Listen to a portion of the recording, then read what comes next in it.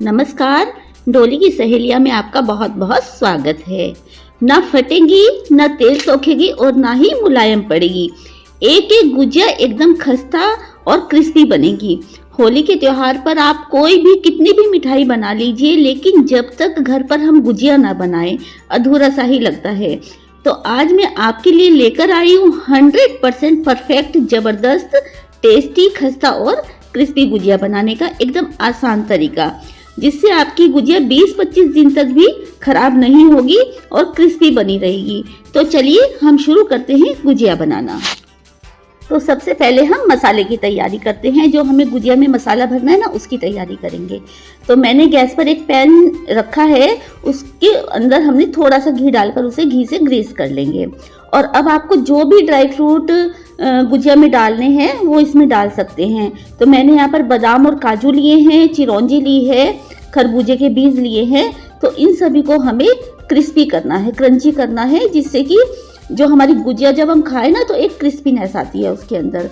तो बस मीडियम से लो फ्लेम पर हमें इसको थोड़ा क्रिस्पी करना है।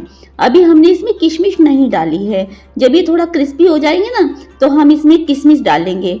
किशमिश का स्वाद गुजिया में बहुत अच्छा आता है। तो जब हमारे ड्राई फ्रूट भुन जाए तभी हम इसमें किशमिश डालेंगे और साथ ही साथ इसमें 1 कप नारियल का बुरादा डालेंगे, मतलब डेसिकेटेड कोकोनट डालेंगे। आप चाहें तो ताज़ा नारियल को कद्दूकस करके भी डाल सकते हैं। तो मैंने टोटल 1 कप डेसिकेटेड कोकोनट डाला है। इसको भी हमें थोड़ा सा रोस्ट करना है, जिससे कि इसका थोड़ा कलर चेंज हो जाए। जब इसमें से भीनी भीनी सी खुशबू आने लगेगी तो ये हमारा मसाला देखिए तैयार हो गया है। कोकोनट का जो कलर है वो चेंज हो गया है। बस अब हम इसे एक प्लेट में निकाल लेंगे, ठंडा होने के लिए रख देंगे। अब मैंने वही पैन दोबारा लिया है, उसे अच्छे से साफ कर लिया है और इसमें मैंने 1 चम्मच देसी घी डाला है और 1 कप हम सूजी डालेंगे। सूजी आप कोई भी ले सकते हैं, जो भी आपके घर में हो आप वो सूजी ले लीजिए। और मीडियम टू लो फ्लेम पर हमें सूजी को भी भूनना है। सूजी डालने से जो मसाला होता है ना अंदर का, जो हम गुजिया में भरते हैं, वो इकट्ठा नहीं होता। नहीं तो क्या होता है कि जब हम मावे का मावे का बनाते हैं ना मसाला, तो वो एक जगह, जब हम तलते हैं गुजिया को, तो वो एक जगह इकट्ठा हो जाता है। तो गुजिया हमारी खाली खाली सी लगती है। तो सूजी मिलाने से वो मसाला सारे गुजिया में फैला रहता है। तो बस हमें सूजी को भी इसी तरह से हल्का सा गोल्डन ब्राउन होने तक भूनना है और फिर हम इसको भी एक साइड में निकाल लेंगे। देखिए सूजी का कलर चेंज हो गया है। बस हमें इसी स्टेज तक सूजी को भूनना है। थोड़ा कलर चेंज हो जाए, इसका कच्चापन निकल जाए। इसको भी हम उसी प्लेट में ट्रांसफर कर देते हैं। और अब हम इसी पैन में मावा भूनेंगे।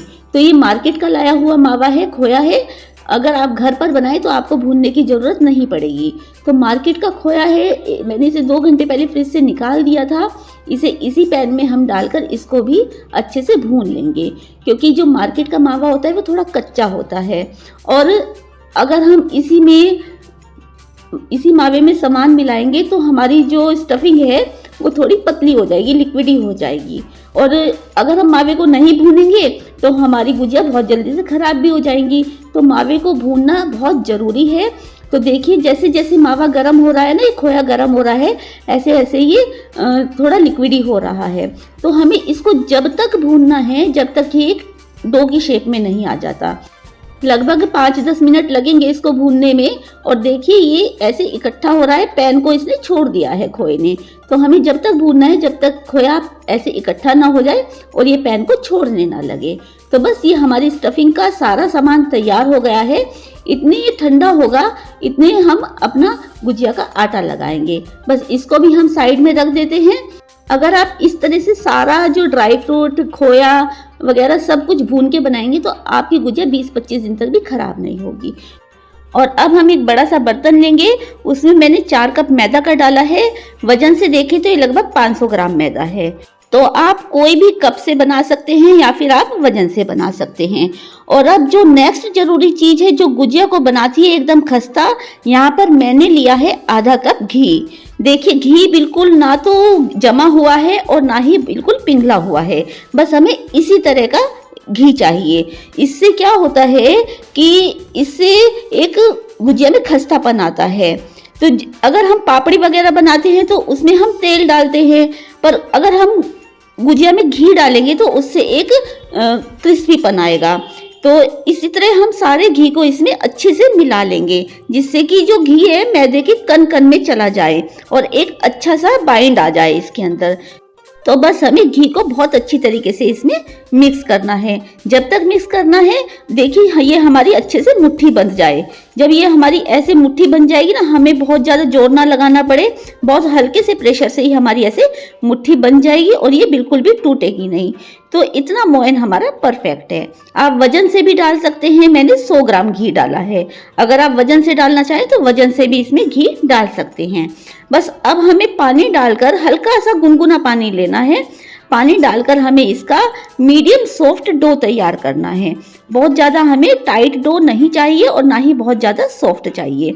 तो बस हमें ऐसा चाहिए कि देखिए हम अगर उंगली से दबा रहे हैं तो ये थोड़ा सॉफ्ट लगे। अब इसे हम ढककर गीले कपड़े से या फिर किसी बर्तन से ढककर 15 मिनट के लिए रख देते हैं। और उधर हमारी स्टफिंग भी ठंडी हो गई है, सारी स्टफिंग ठंडी हो गई है। जितना भी हमने सामान भून के रखा था तो इसको भी हम मिला लेते हैं। सूजी में हमने सारे ड्राई फ्रूट मिला लिए हैं और ये देखिए जो हमने खोया भून के रखा था वो भी ठंडा हो गया है और कितना टाइट हो गया है। तो बस इस तरह से हम सारे स्टफिंग को मिलाएंगे। और अब इसमें मैंने 1 कप डाले हैं देसी खांड। आपके पास अगर खांड ना हो तो आप चीनी को पीस कर डाल सकते हैं या फिर बाजार में जो मार्केट में आता है बूरा वो भी डाल सकते हैं। 1 चम्मच मैंने इसमें इलायची पाउडर डाला है। मीठा आप अपने स्वाद के अनुसार डाल सकते हैं। जितनी भी मीठा आपको रखना है उस हिसाब से आप मीठा डाल लीजिए। तो बस इस सारी स्टफिंग में हम अच्छे से मिक्स करेंगे इसको। ये मुझे बर्तन छोटा पड़ रहा है तो मैंने उसी पैन में इसको डाल लिया है और इस सारी स्टफिंग को हम अच्छे से मिक्स करेंगे। तो ये काफ़ी अच्छी स्टफिंग बनकर तैयार होती है।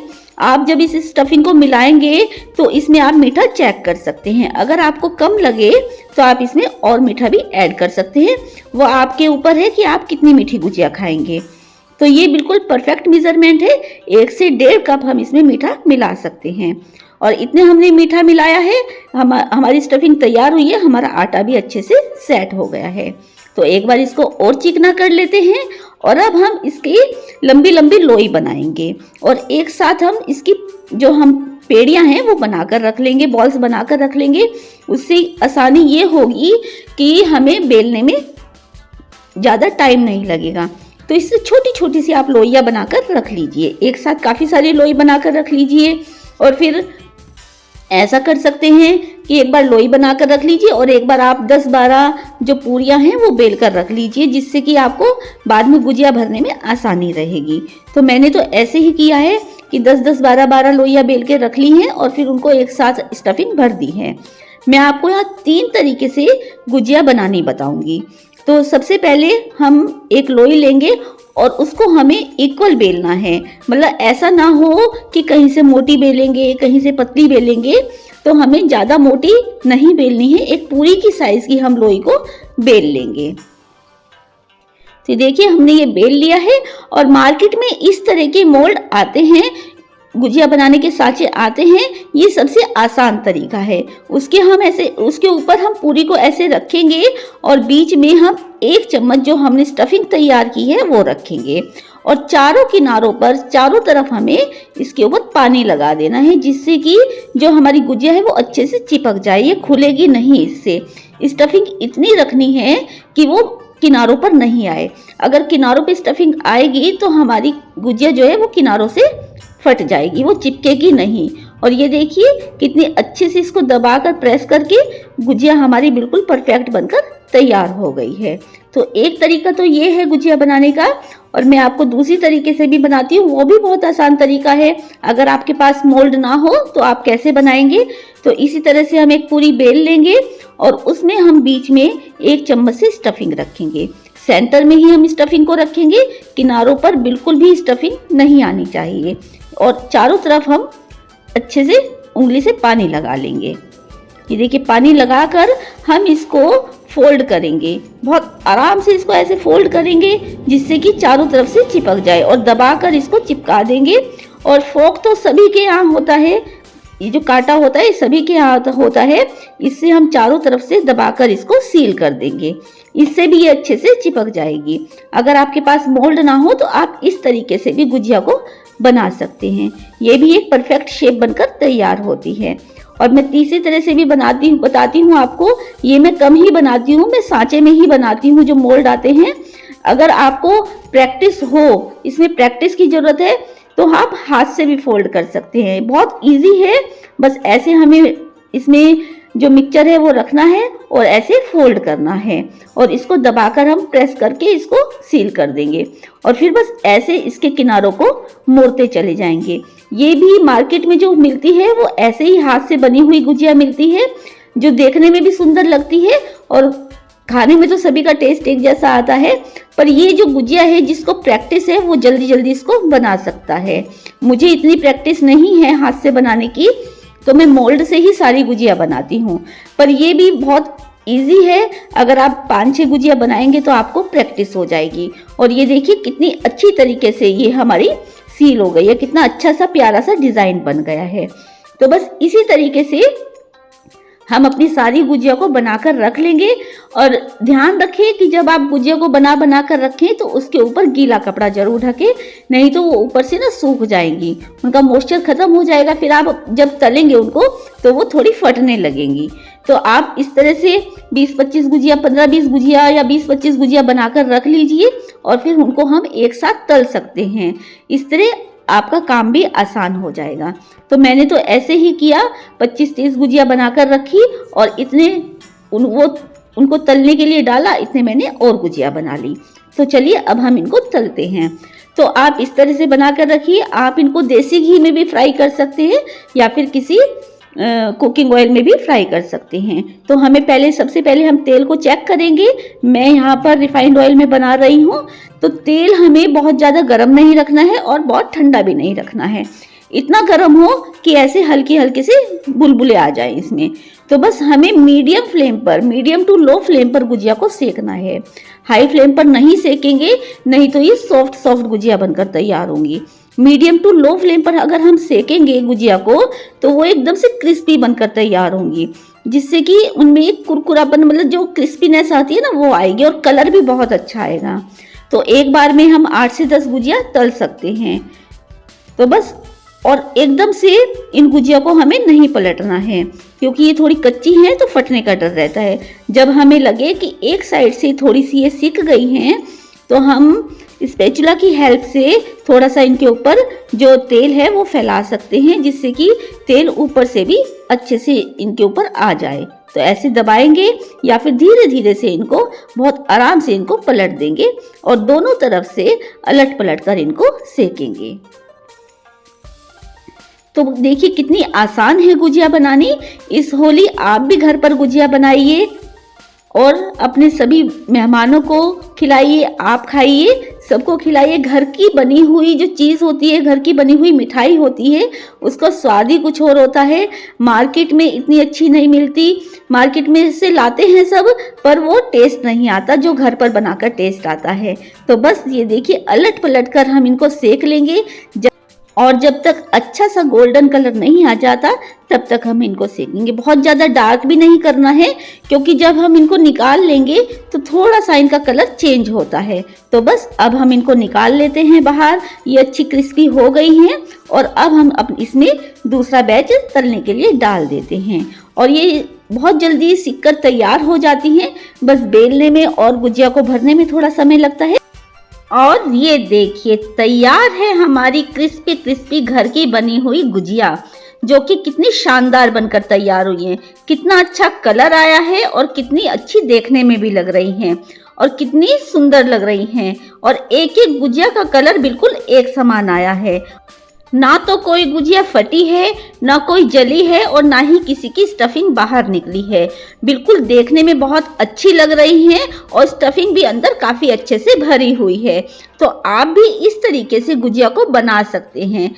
अगर आप मेरी रेसिपी को अच्छे से देखेंगे तो आपकी गुजिया भी ऐसे ही परफेक्ट बनकर तैयार होगी। क्रिस्पी टेस्टी और बहुत सुंदर। और देखिए तोड़ के मैं दिखाती हूँ कितनी क्रिस्पी बनी है। कितनी अच्छी सी आवाज आ रही है और अंदर तक स्टफिंग पूरी अच्छे से भरी हुई है। बिल्कुल आप ये नहीं कहेंगे कि अंदर से हमारी गुजिया खाली है, मतलब फीकी फीकी सी बनी है। तो आप इस तरीके से, मेरे तरीके से अगर गुजिया बनाएंगे तो प्लीज़ मुझे कमेंट बॉक्स में ज़रूर बताएं कि आपको मेरी ये रेसिपी कैसी लगी है। आपको मैं एक एक गुजिया दिखाती हूँ कि कितनी अच्छे से सिकी हुई है, सारी एक जैसी बनी है और कितना अच्छा कलर आया है और कोई भी फटी नहीं है बिल्कुल भी। तो आप भी मेरे इस तरीके से गुजिया बनाकर देखिए और मुझे बताइए कि आपको मेरी ये रेसिपी कैसी लगी है और आप कहाँ से देख रहे हैं। और प्लीज़ कमेंट करना तो बिल्कुल भी मत भूलिए कि आप कहाँ से देख रहे हैं और आपको मेरी रेसिपीज़ कैसी लगती हैं। तो मैं उम्मीद करती हूँ कि आपको ये गुजिया की रेसिपी पसंद आई होगी। अगर आपको वीडियो पसंद आए तो प्लीज़ आपके अपने चैनल डोली की सहेलियों को लाइक, शेयर और सब्सक्राइब करना बिल्कुल मत भूलिए और एक कमेंट करना तो बनता ही रहे। और इसी तरह से आप डोली की सहेलियाँ देखते रहिए। डोली की सहेलियाँ देखने के लिए धन्यवाद और सभी को होली की बहुत बहुत शुभकामनाएं।